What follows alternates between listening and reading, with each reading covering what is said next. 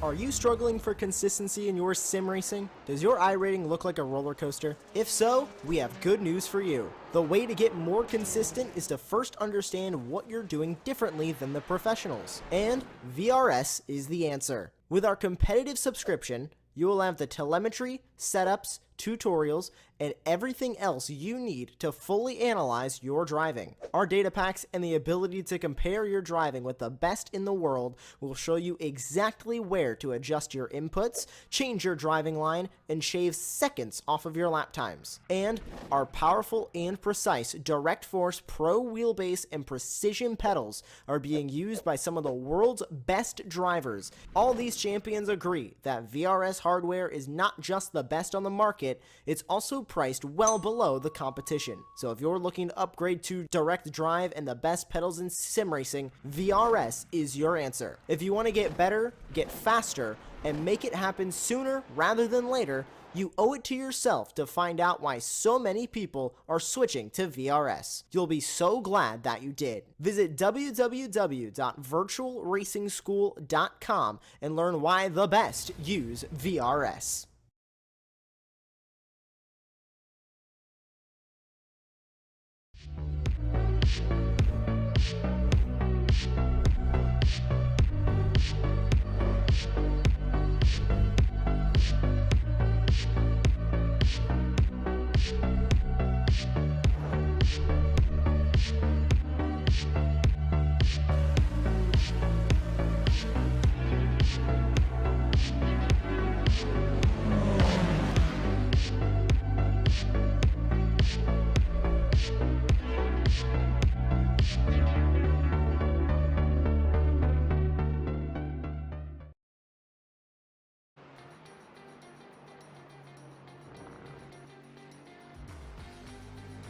Round 1 saw mixed results and mixed fortunes for the drivers of the iRacing Israel League, but today we'll throw an entirely new challenge their way as we swap the blue barriers of Watkins Glen with the fast and fearsome beast that is Canadian Tire Motorsports Park. Hello everyone and welcome to Round 2 of the iRacing Israel League here on Apex Racing TV. My name is DJ Clark, joined here in the commentary booth by Dane Baird with our director and producer Sam Fitzpatrick controlling things from behind the scenes. And Dane, this is the very definition of an old school circuit, and these modern GT4 cars, I've got a sneaking suspicion that they're going to find this place to be a whole handful. Oh yeah, absolutely. It looks fairly straightforward from a track map, but when you throw in the elevation changes, the fact that there is absolutely zero tarmac runoff to speak of, pretty high curbs in some places as well, and obviously like so much elevation change, you can barely see the apex of half the corners before you've already gone past it. It is a very, very challenging circuit to get right, and then trying to make overtakes happen can be even more challenging. So the drivers are going to have a very tough time over the course of the next two 15-minute races. Yes, they certainly are. And before we get into those details, let's go ahead and walk you through the championship standings as they sit right now with the first two races down at Watkins Glen. Up in the pro category, it is Dorian Tabachnik leading the way with 74 points with just a barely 1-point margin there over Ruben Chacha and Alam Day about 2 points back from then. Still close with Reem Gross and Michael Scherling there. It's still within a little bit of touching distance, it has to be said. You can see very, very close running. As we said, only one race in the books here as they go. It's a little bit more spread out in the AM category, however, with Ito Isaac leading the way with 56 points and Ransoni there in 48 behind Tim Offermazuz back with 37. And there you can see everything running its way down across the board. So very, very close running. I think that's going to really raise the stakes on today's race. And we are out on track right now. Drivers are qualifying as we follow Ruben Chacha right now, working his way down through the Quebec corner. One of the flatter corners on this circuit here, Dane, but still very, very tricky nonetheless, as he now brings his way to what I will argue is one of the hardest corners in the world, the Moss Hairpin.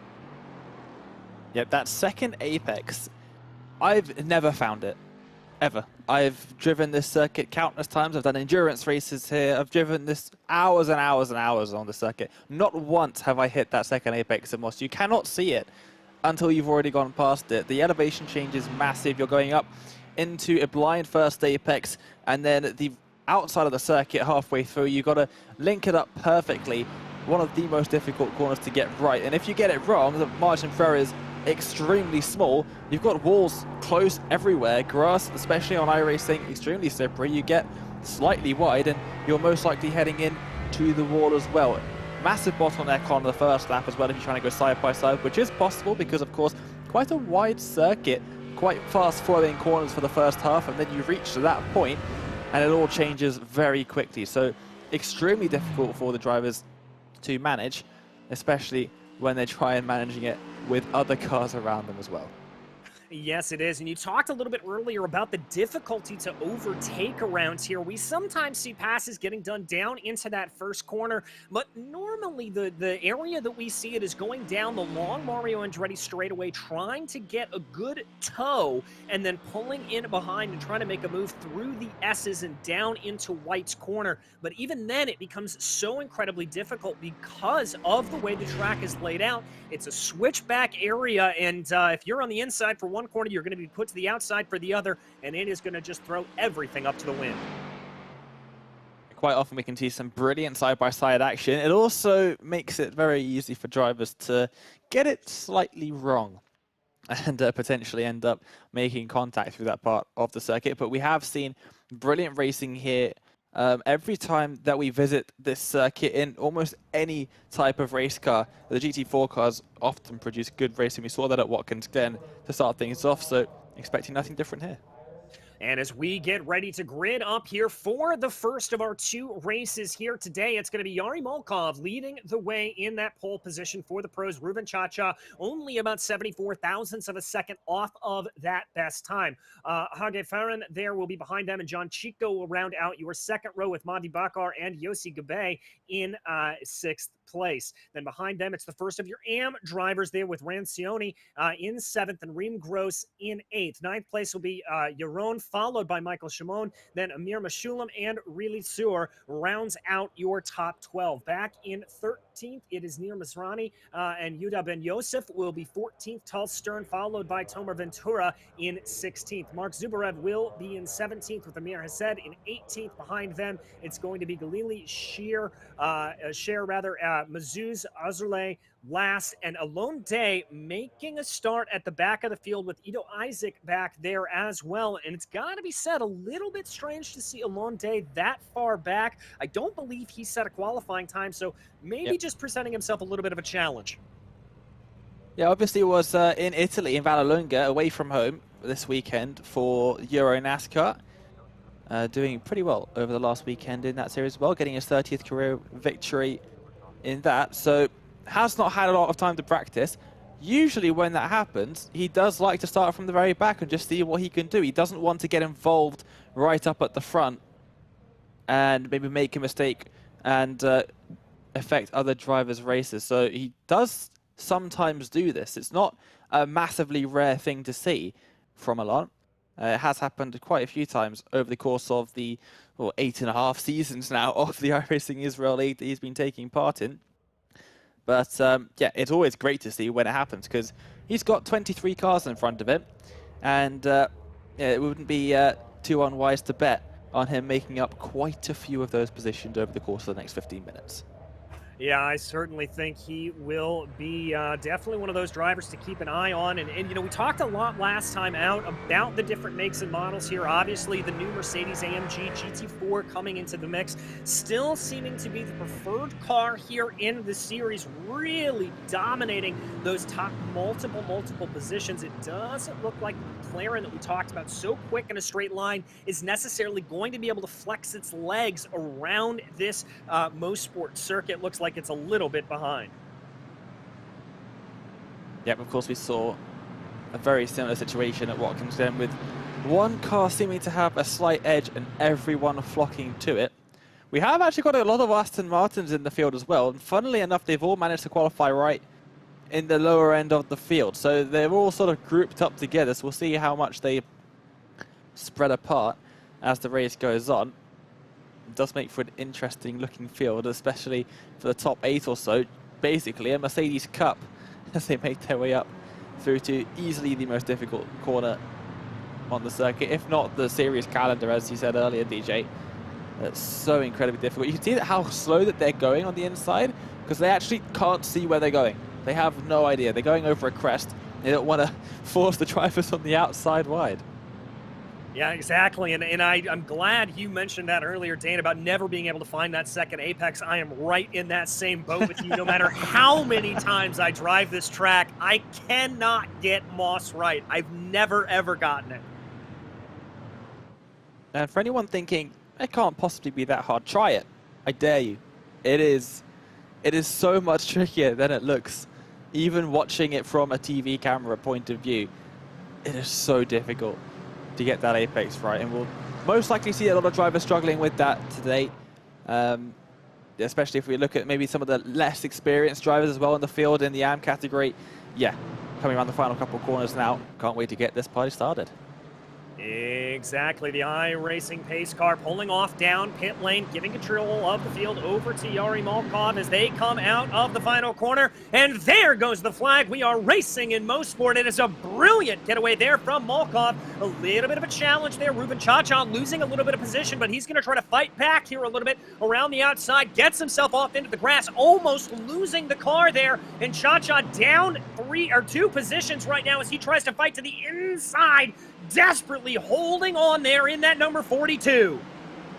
More on the inside as well, trying to make things work. They've gone side by side through turn 2, side by side through turn 3 as well. Now almost in front, and there just about gets to the nose behind as Cha-Cha pulls back. Single file through this part of the circuit. Are we going to see anyone attempt to lunge into the hairpin for the first time? They go side by side, the Aston and the Mercedes. Are they going to be able to make it through there? Little bit of contact made, but they seem to all be making it through cleanly on this first time by. Still side by side between the Aston and the Mercedes as the 22 has to back out.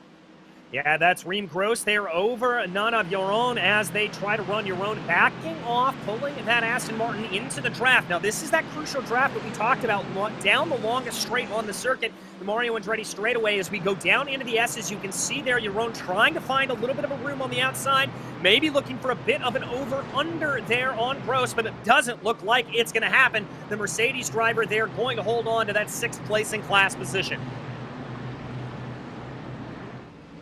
As the field begins to spread out here. McLaren a little bit further back in the field, trying to make things happen here. Very tight line to the inside.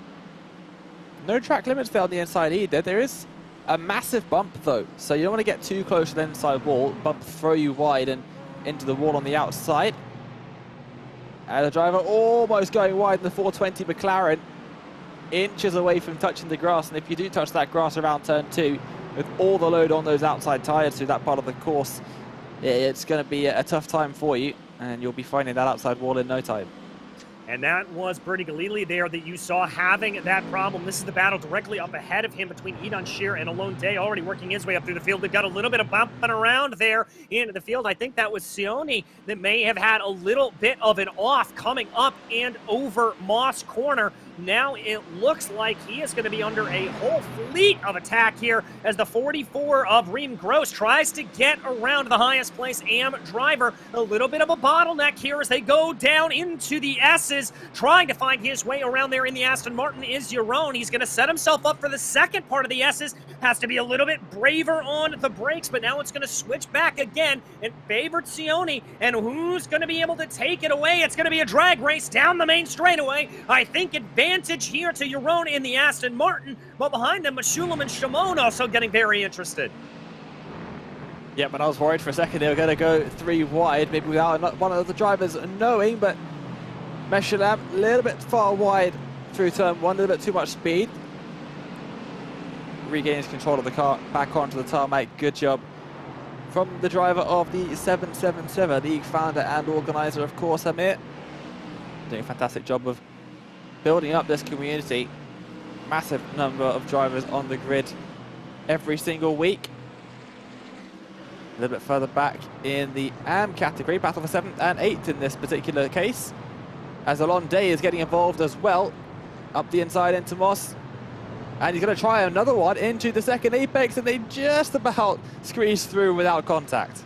How did Alon Day pull that off? Absolutely incredible. And then look at this firing off behind him. Even Sheer here in an almost 3-wide situation. I believe that's Zubarev and Isaac trying to sort themselves out. Little bit of side-to-side contact there as they go down the Mario Andretti straight. The Aston Martin leading the way there of Sheer. Is he going to be able to hold off this two-pronged assault going into the S's? They're going to find themselves in single file, but Sheer runs a little bit wide. That's going to open up a slight door for Isaac. He's going to be trying to see if he can get anything going.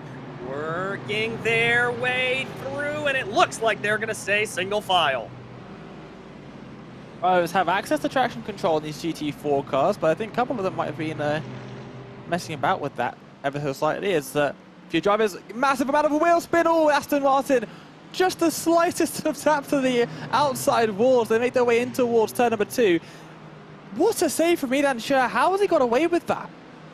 I have no idea, and it looks like the way the car's driving right now, he's not having any problems to it. I mean, that was just a simple issue of a little bit of understeer coming through that first corner, touched the grass. As we mentioned before, very, very slippery grass. We're going to ride on board with Sheer. Dane, talk us through this save.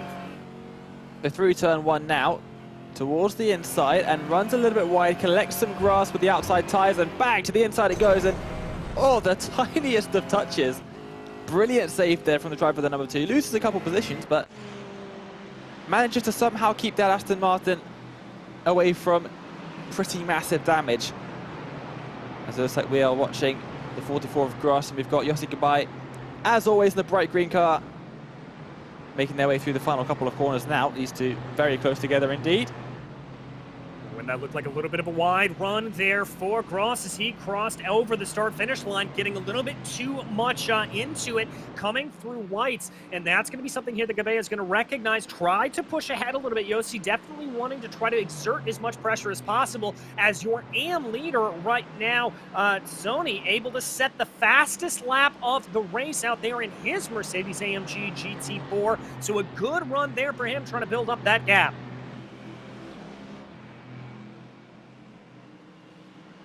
Mercedes 1, 2, 3, 4, 5, 6, 7 overall.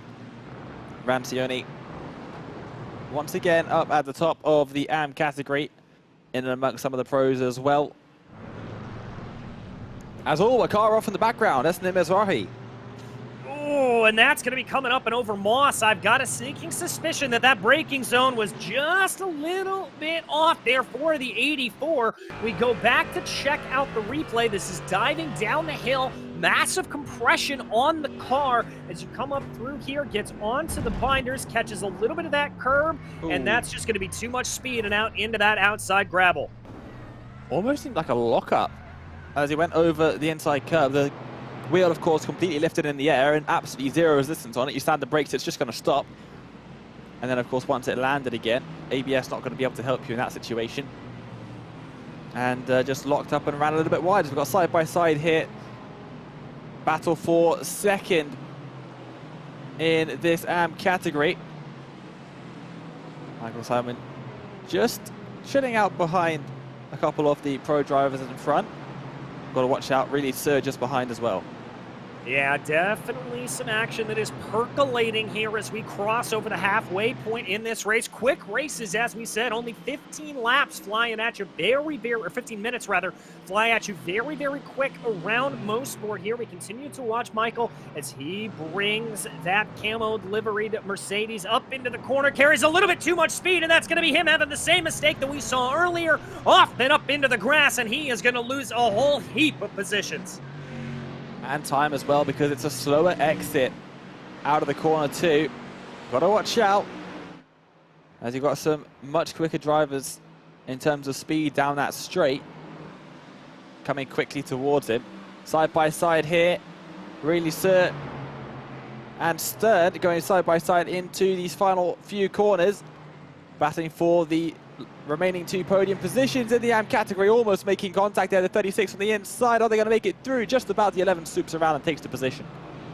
And that was a very heads-up move there from the 11 to be able to get that done, trying to cover off that inside line as much as possible. But what that battling is now allowed from Sir is Ben Yosef now is able to close in behind in that McLaren. Looks like he is definitely hungry, wanting to try to steal a podium position away.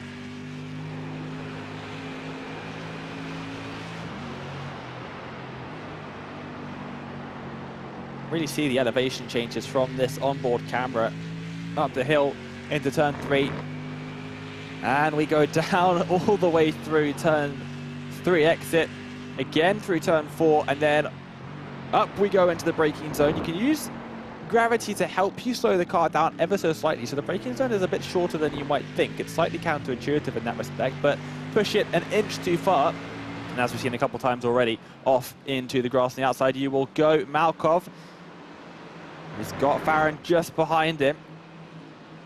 5 minutes or so left in the race, and he's got to watch out for the driver behind. All very quick, all race winners in the iRacing Israel League in previous seasons. Yes, they are, and now as Malkov goes down into the first corner, building a little bit of a gap over Farron as he runs. Cha-Cha, though, is the one that I'm kind of keeping my eye on here. Reuven may be thinking about a little bit of a move to the outside there, going down the sweeping left-hander that is Clayton, trying to just see if there are any breaks in the armor of Farron. Again, moving this way and that, trying to fill up the rear view mirrors there of the number 95 as much as possible. Little touch of the grass on the inside there as they make their way into the hairpin yet again, and we're side by side. That is the unmistakable car of Yossi Gabai, losing out of position to Rancioni. Of course, the AM driver leading that category by quite some distance at this point, making his way up into 6th position overall. Yes, 6th place, a good result there for the AM driver, and as you said, has a 3-car buffer between himself and Tall Stern, who is 2nd in the AM category, so that'll be a good haul of points there for Sione if he is able to hold on to that, but I think Gabai is going to try to take that away. We jump back up to that battle for P2, looking down to the inside, Reuven Cha-Cha trying to go through the second part of the S's to see if there's anything happening there. Doesn't look like it is, but now the problem they've got to worry about is John Chico is about to join in this battle as we jump back here. Mizrahi trying to hold on, almost 3 wide going down into the S's. This battle getting very, very feisty.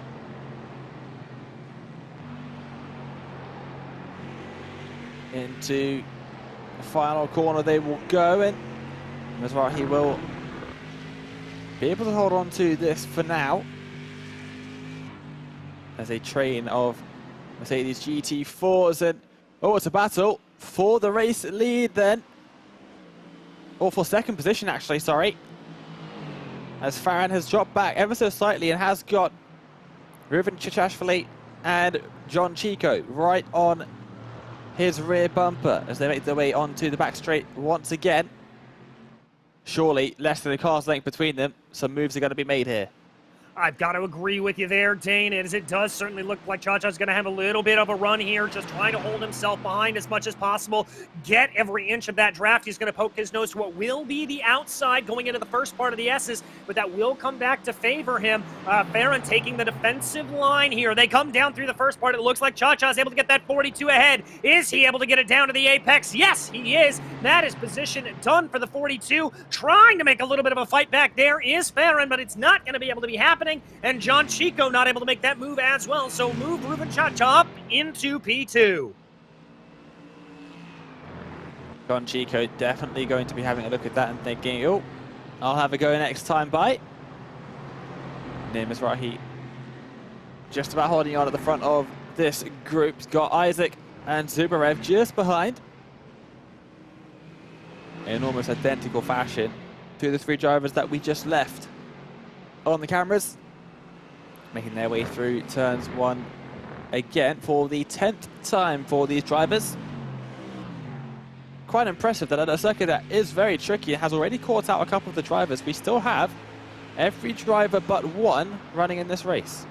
Yeah, very impressive indeed. Ooh, that looked like a little bit of a wide run there for Mizrahi, bringing a little bit too much speed down through Quebec and almost lost that position there to Ito Isaac as Isaac tries to work his way a little bit forward here, seeing what he can do onto the binders, into Moss Corner. Isaac able to carry a lot more speed into the first apex, but I think that may have almost compromised him slightly, coming off and onto the throttle, going down the Mario Andretti straightaway, and it looks like Mizrahi might be able to hold this out for the time being, but Isaac trying to make a charge here in the draft. Those speeds increasing, and Isaac's speed in the overspeed starting to grow a little bit more. He is going to have the move, proving me wrong. He's going to look to the outside, going down into the S's. They'll be side by side through the first part of the corner. Oh, he's got it.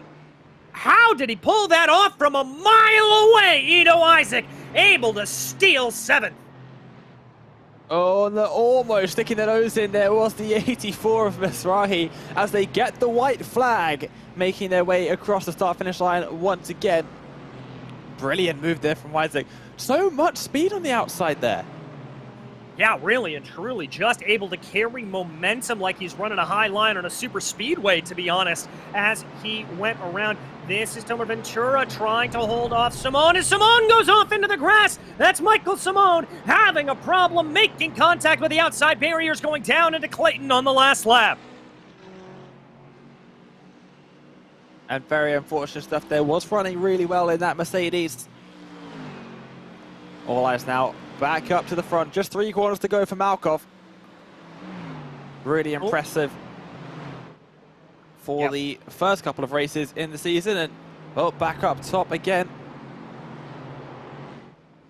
Back up top again, comes through the final corner here as he will cross over the start-finish line and take victory here in race number 3 of the season. Malkov, Cha-Cha, and Furon, your top 3 as they run. Here comes your leader in the AM category. That's Rancione. He is going to be able to get in that first place in the AMs. Fantastic stuff there from him. Gabe in that very, very distinctive livery will come home 6th in class, and that will be a good run there for him. I think he'll be relatively pleased with that, as well as we wait for the last couple of drivers to come across the line. Galili, who remember had some problems early on in the one of 2 of those McLarens in the field, as he now brings it out of the final corner to take the checkered flag.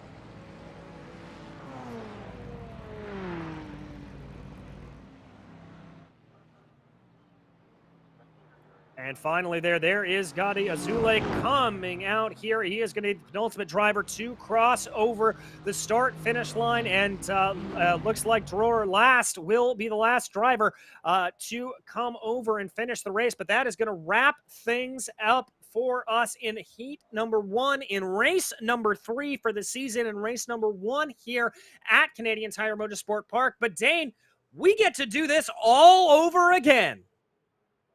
Yep, absolutely. Looking forward to it. The drivers, very clean racing out there. Very surprising. We usually see a little bit of carnage at the beginning of races here.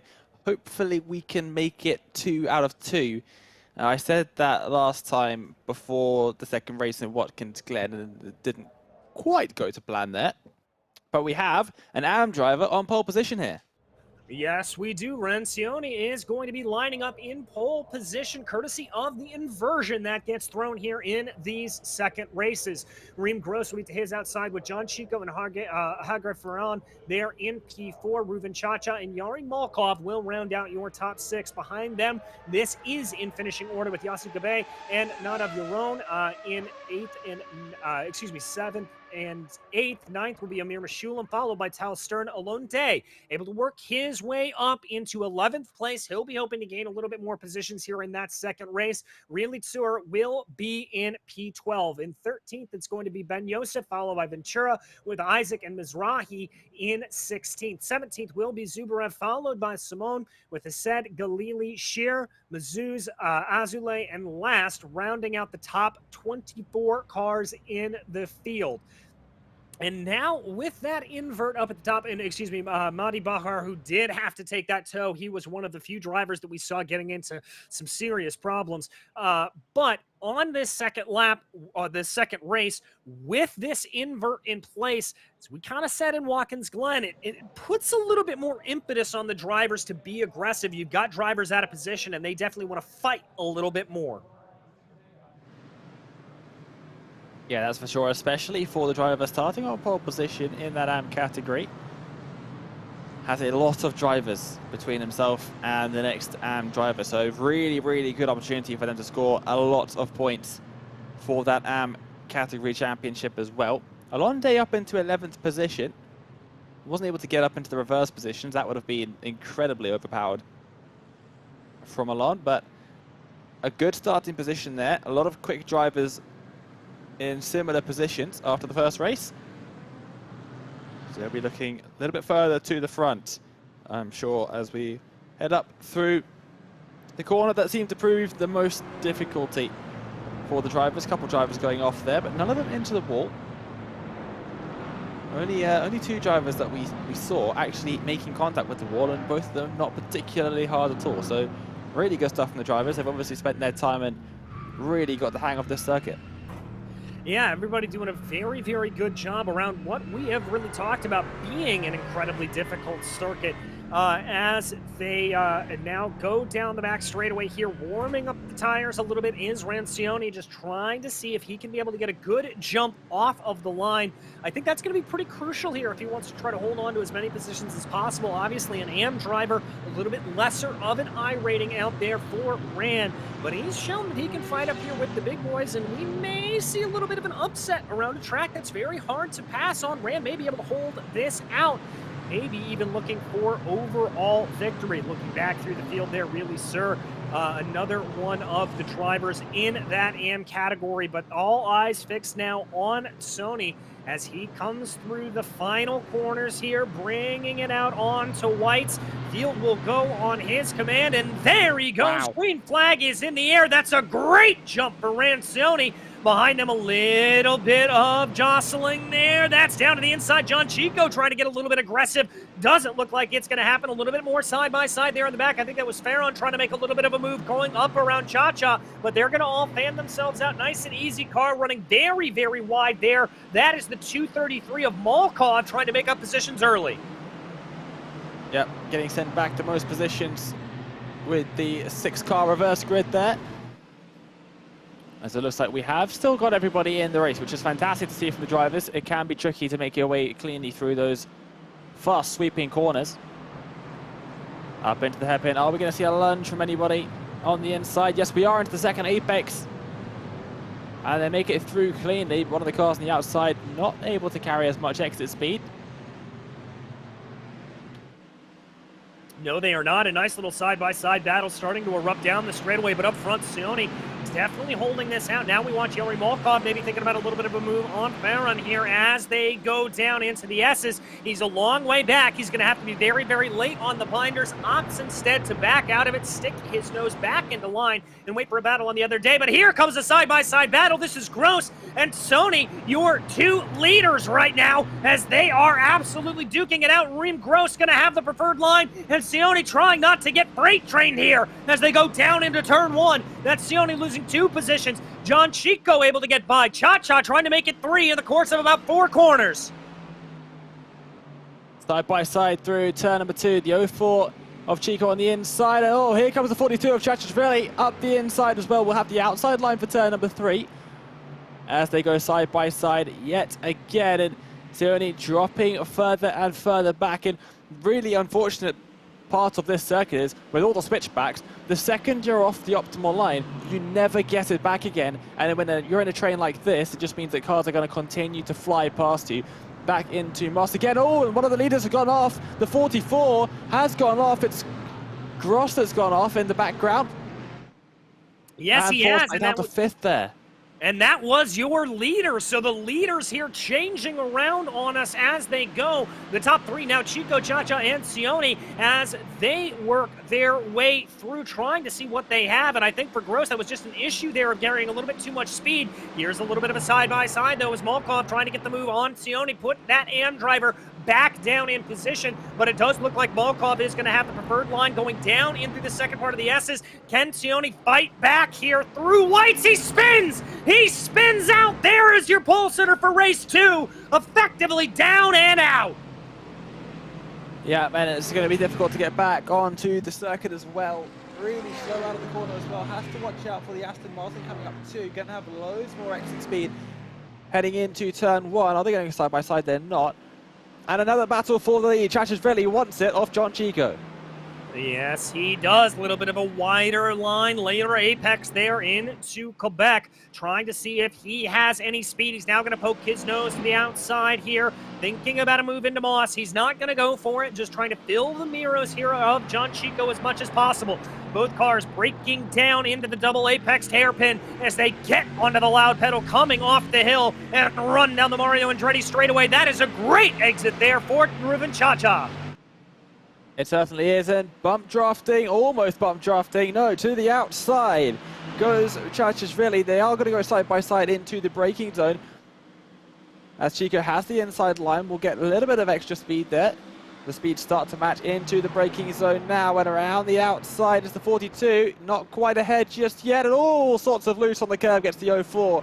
And we'll have to drop back into second position. No, a bit of extra speed, sends it down the inside to the final corner, but not enough speed carried through there, or is it? No, has to back out and take second for now. All of this, Malkov right on the end of them. Right on the end of them and putting in the fastest lap of the race with a 22.632, so definitely recognizing it is time to attack here for Yari Malkov as they now dive into Clayton's, waiting to see what Chico and Chacha will be able to do if they're going to have anything firing off. We look down through the field here a little bit more. Amir Mashulam finds himself in a three-way battle with Stern behind him and Gabe up ahead. Another nice little battle here with Penn Yosef and Galili trying to close in behind. That's Mizrahi. Oh, we've got a car off. That's the 36. That's really Sir. And another car unable to avoid him. The Aston Martin, the 422. Ofer Mazus also into the wall on the outside of turn number 3 there, and has to tow back down into the pit lane. So a couple incidents happening here early on in race number 2. We'll see what happens here on the replay. Yeah, riding on board with Gadi Azule here, coming down through Clayton's. Is there a little bit of a clip onto the grass? Yes, there is. Gets the car able to get back up underneath them there at that point. Now let's see about the spin as he goes down through. Not sure exactly what that was. Mazuz, though, having to take the tow as a result of that incident. As we look back here to that three-way battle for the lead, throw a blanket over Chacha, Chico, and Malkov. They continue to put in some personal best times, closing in on one another with about 9 minutes to go.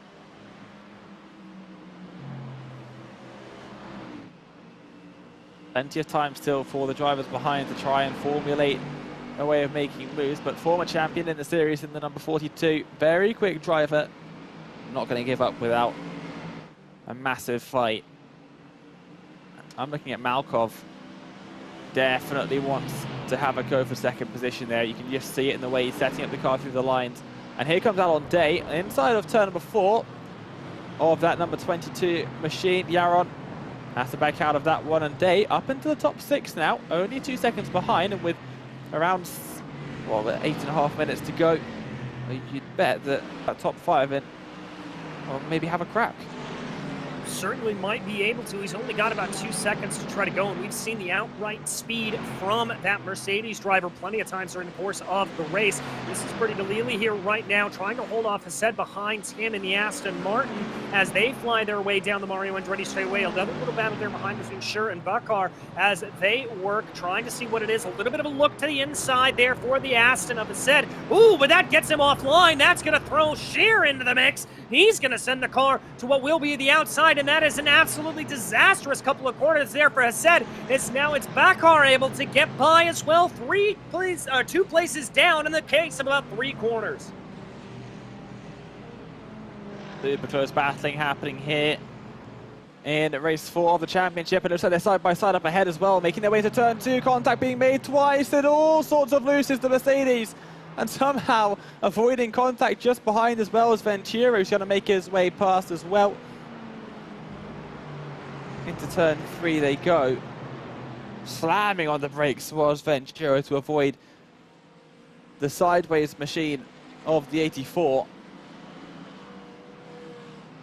Yeah, incredibly lucky that there was not any worse contact there, as that certainly looked like it could have been. Whoa! There was a little bit of a move from Ascend trying to come down to the inside there of Sheer, and you can see carried a little bit too much speed into that second part of Moss Corner, locking up the brakes ever so slightly as they run. Let's check you back in on the lead. Cha-Cha able to take over from Chico there as a nice little battle right now with Farron and Gross side by side through the S's. Looks like Hage Ferron is going to be able to hold on to that a little bit, but Gross is going to be able to pull ahead near as they go. We ride on board with the 95. Look, yeah, that was a great one there for him, looking to the outside, trying to get a little bit of speed over Reem Gross, but it's not enough.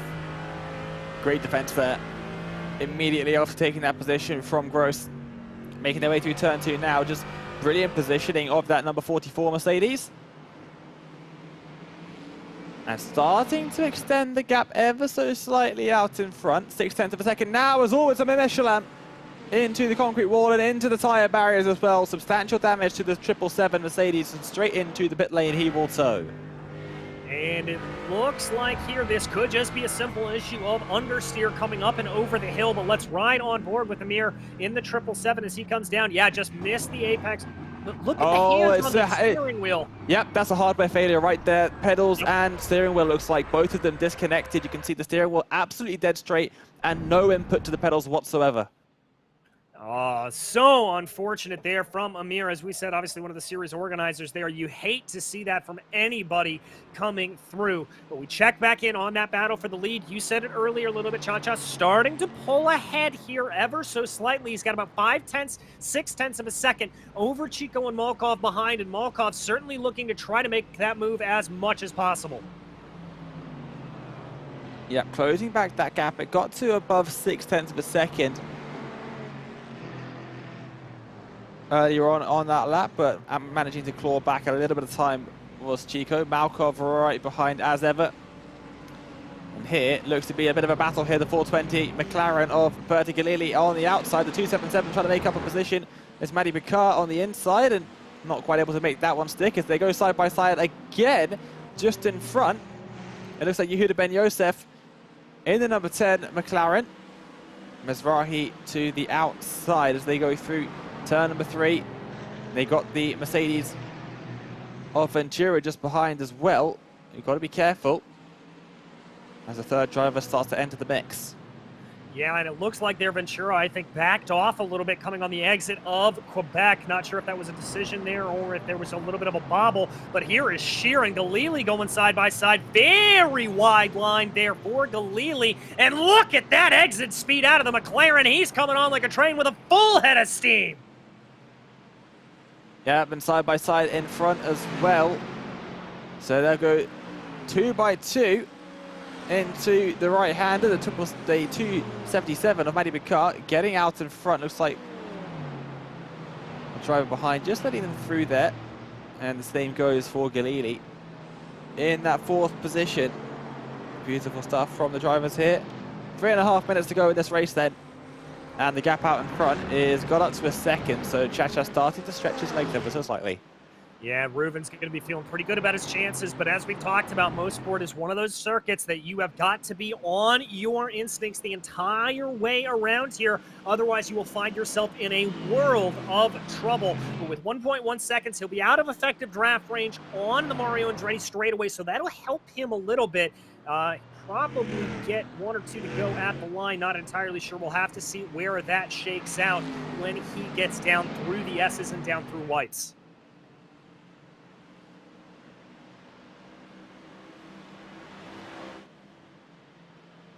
Side by side, almost it looked like.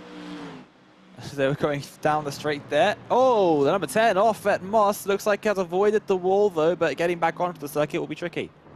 Yeah, and that is Yehuda Ben Yosef there having a little bit of a problem.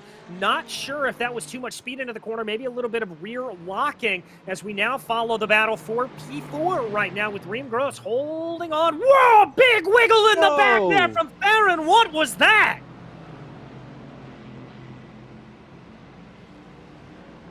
And the car making its way out of the final corner now, intact somehow.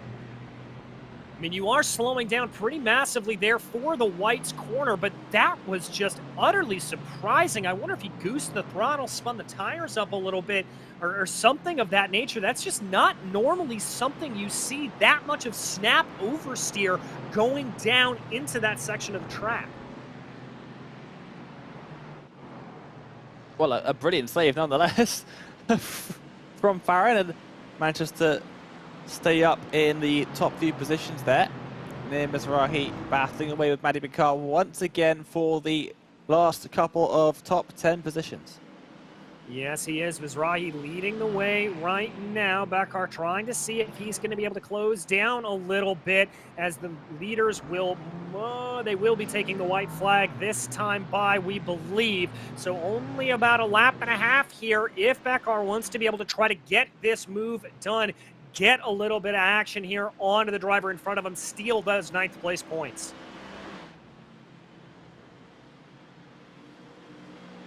3/10 separating them in the draft as well. That's going to drop dramatically. Only going to have one more attempt at it though.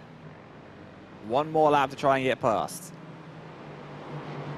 And look how close he's getting there. Tries to send a move down to the inside of White. Contact. I think there may have been a little bit of argy-bargy there, but both cars able to continue on as they take the white flag. That is going to be Bakar down to the inside, trying to get the preferred line. Again, has to check himself up, though, to avoid contact. And there goes Mizrahi out onto the grass. Keeps a hold of it, but here comes Toba Ventura as well. Possibly to take that 11th overall spot away from Mizrahi. Bakar up into the top 10 overall as Chachashvili has a little bit of pressure from behind. It's always going to be at the back of your mind. Cannot afford to make a mistake through these last couple of corners, but checker flag will be waiting for the driver of the number 42. 3 quarters to go. Yes, it will, and it doesn't look like that there's going to be a pass there behind between Chico and Malkov. I don't think Malkov quite has the speed to be able to get that Mercedes up and on through. One more corner to the go here, though, for Reuven Chacha. A little bit of a desperation move from Malkov behind, but that's not of any concern to Reuven Malkov, who crosses over the start-finish line to take victory here in the pro category and overall in the second race at Canadian Tire Motorsport Park. A little bit of side-by-side action there in the back with Sed and Zubarov as they go down into the S's. This is going to be the battle for 5th place in the AM category. The Mercedes of Zubarov going to have the preferred line going down through the second part of the S's, but it'll switch back here to Hassad as they go down now through Whites. Takes a very narrow line, trying to get the crossover there is the Mercedes. It's going to be a near photo finish, but Hassad with a very brilliant defense able to hold on. Great finish to the second race of 2 here at Mosport. As the drivers, just the last couple drivers crossing the line now. And then we'll be able to take a closer look at the race results. But some fantastic racing here at Mosport, and once again, incredibly clean stuff. Most of the incidents that we saw were solo driver deals. Yeah, they were. Everybody very much keeping in line here, and I think maybe learning some of the lessons that we saw from Watkins Glen, where we had a couple of multi-car scuffles coming together. And that's often what you have on a lot of these tracks is you'll get those drivers that learn the way to do that. But as you said, let's go ahead and check out that final finishing order for race 2 here, race 4 of the entire season. Leading the way, it was Reuven Chacha who was able to take victory. Behind him, it was the number 27 there, or the number 4, able to come in behind him. Then Yuri Malkov with Reem Gross and Alonte able to work his way up into the top 5 there. Yaron and Gabe round out your top 7. Tal Stern able to take a very, very firm victory in the AM category. Farron, Bakar, and Mizrahi having that issue at the final lap there that sends him to 10th in the pro category. Now we get into the meat of the AM field with Tomer Ventura in 2nd and Eden Shear in 3rd to round out your podium. Bertie Galili was there in fourth place. A good recovery there from him from a rough first race with Amir Hased, Mark Zubarov, Yuda Ben Yosef, Ido Isaac, Rancioni, Dior Last, Gadi Azule, Omar Mazus, and then obviously some DNFs on the day, unfortunately, with Meshulam, Sir, and Simone not really able to make it. But we do have, luckily enough, joining us here in the booth, we are able to be joined by our second place finisher here. It looks like Mr. John Chico is here and ready to talk to us. John, a good race out there, a solid result in both races. It really and truly looked like you and this track were just in line together. In line, lockstep, whatever you want to call it. Yeah, this track was really good to me. Even though you got like Reuven Roman and Yali and Chagai, they're probably faster than me, but I'm a little maybe too tenacious for them or something. I don't know, but it was a really good race. First one, second one was clean, was very close at times, but we have a lot of respect for each other, so we kept it clean, at least in the front. I don't know what was going on in the back, but yeah, it was a really good race. After the frustration of Watkins Glen being taken out in the second race, this was kind of a make it up for me. Well, I can tell you that it was pretty much just as clean all the way back through the field. So very, very impressive stuff from you there. Talk to me about the closing stages, though, of race 2. A lot of pressure there from Yari Malkov. How much were you driving in your mirrors? How much were you just trying to focus on the racing lines ahead of you? Well, I was wishing I had another eye in the back of my head, but I was racing forward. I mean, I was keeping an eye on the interval just so I kind of know where Yari is with respect to him trying to make a maneuver in one of the turns. But otherwise, I just drove the way I drive the track, and I didn't change anything. And I'm pretty sure Yari got a little bit frustrated with me because he is faster than me. He's at least 2-3 tenths faster than me on this track with the same car, same conditions. So I want to say thank you to Yari for showing a lot of patience along with that frustration, especially in I don't remember the turn name, but the one right before the back straight. So he was closing up a lot in that one. Yeah, otherwise was really good. It was a really good race.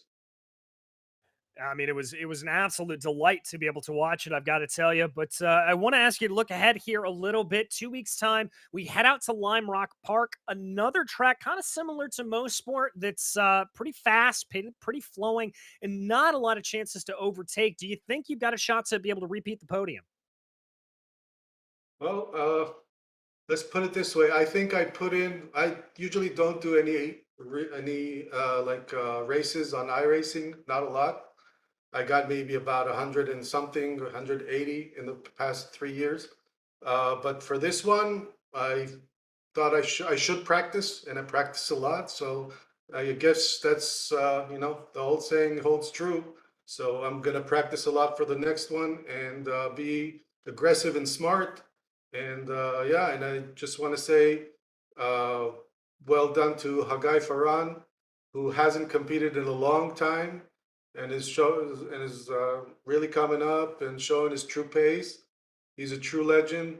Roman, Yali, you guys are awesome, and everybody else, thanks a lot. Well, thank you very much, John, and congratulations again on a great run here today. Thank you. Thank you. I'm looking forward to watching the broadcast. Thanks a lot.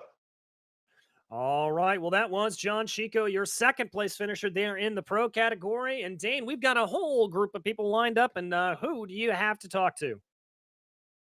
Well, I think it's only really fair to bring up our race winner, the only race winner that we've got out of the 5 drivers out there in the waiting area at the moment. So we'll bring up our race winner for the second race. It is, of course, Riven Chachachvili as he joins us now. Cha-cha-cha, as he has this Discord username there. Always love to see that as you join us for an interview, mate. First place then, in the second race, must be feeling pretty good after that. Oh, hell yeah, hell yeah. Tired and satisfied from the first place in the second race. Yeah, absolutely. And yeah, not too bad in the first race as well. Second place there. Yaroslav Malkov, what do you think? Do you think you had the pace to beat him in the first race, or was he slightly quicker than you there? I think that Yari did great in the first race. I mean, I'm kind of proud, he's like a rival for me, but I'm pretty proud of him. You know, how is the Israeli community? We're friends at the end. And I'm really happy with the pace that he found in this race. And I think that it's just a matter of time until we'll see him always aiming for the first places. He has the pace. He lacks a bit of, I would say, racecraft. And when he'll be there, I think we're all in danger here. And yeah, I think I had a pace, but I didn't manage to begin. I had John Chico, I think, or Hagai that sneaked to the inside, and I didn't manage to hold my line. So I prefer to hold on and finish the race at first, and then see how I can, settle and understand when I can finish. So it developed to a pretty interesting race, I think. We had good fights. I'm pretty happy, to see also names. That's John Chico that had podiums and finds great pace, as well as Hagai Faran. That I'm so happy to see this guy finds pace that is out of this world. And I think, it didn't come from anywhere. I mean, they practiced pretty well for this race. And I really hope that we'll find those guys practicing, and everybody else, by the way, to the next races, because it just raises the bar and the races are starting to look way better. Yeah, loads of drivers starting to pick up the pace there. Like, I think there were six or seven, if you include Elon as well, who started right to the back of the first race. If you'd been another driver added to the mix, but loads of you actually out there at the front having very good pace. Next round of the championship. In a couple of weeks' time, we head to Lime Rock Park, a circuit that I think almost every single person on the roadside of iRacing has driven at least multiple times. What are your thoughts heading into that? A very short circuit, so lots of room for some chaos. Yeah, indeed. Lots of room for chaos, as in many places there is less asphalt, and the track is not forgiving, keeping in mind the grass that you have everywhere. And let's see. I don't know what to expect. All those small tracks in the championship this time is. I'm not really happy with that, but it is what it is. We need to live with the tracks that were chosen, and I'm waiting for better tracks. Because those tracks are feel a bit, I'd say, Sisyphic, because you just need to find the hundreds. I think that we spoke about it in the previous interview. Because the few notions of the small hundreds that you can find in several corners is what will bring you to be the quickest, at least in the quality, and track position is critical in those races. So looking forward to some wider and more international tracks in this series. Yeah, we definitely have at least one or two of them coming up afterwards. I think Road America after Lime Rock, that's going to be a much longer circuit. And then also Virginia International Raceway, another longer circuit, but also quite narrow. It's an entirely American, other than today in Canada, series. So yeah, it should be a good fun race there at Lime Rock Park. Well, Reuven, thank you so much for joining us. Congratulations on the win, and thank you we'll very much. See you in a couple of weeks' time. See you guys. Have a good night, and thank you. Well, it was great to hear from our race winner in race number 2 there, Reuven Chachashvili. And, well, that's a bit of a shame, DJ. All the other drivers left the waiting area whilst we were talking to Reuven. Yeah, I don't know what happened. I showered this morning. It's not like I smell or anything, so I'm not sure what happened there. But yeah, with nobody else left to talk to, that is unfortunately going to round us out here today on Apex Racing TV. We would like to thank so much the iRacing Israel League for letting us cover them, and we will be back in 2 weeks' time for that race at Lime Rock Park, as we said. But in the meantime, on behalf of myself, DJ Clark, Dane Baird, who's been joining me here in the commentary booth, as well as our director and producer, Sam Fitzpatrick, we would like to thank you for joining us here today. And until we see you on the track, thanks for watching.